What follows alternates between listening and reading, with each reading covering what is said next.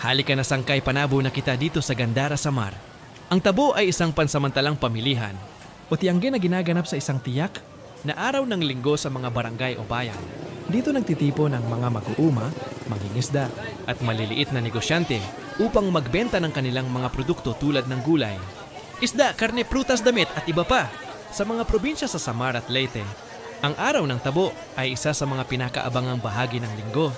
Hindi lamang ito isang lugar para mamili, kundi isang pagkakataon din para sa mga magkakapitbahay at magkakamag-anak na magkita at magkamustahan. Ang mga tao ay maagang gumigising upang makabili ng sariwa at murang paninda. Bukod sa mga produkto, makikita rin sa tabo ang makukulay na kultura ng Waray, tulad ng pakikipagtawaran, kwentuhan, at pagtitipon ng komunidad depende sa araw ng tabo.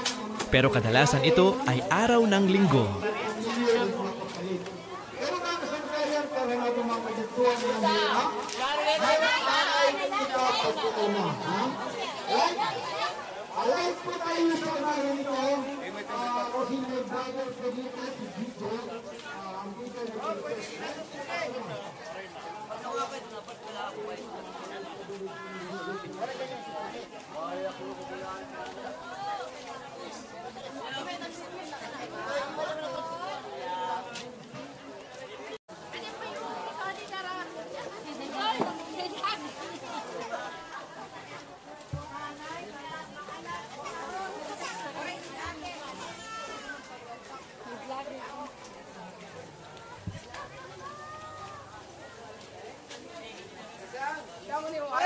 Pinyap! Matamis promise! Pineapple sa English!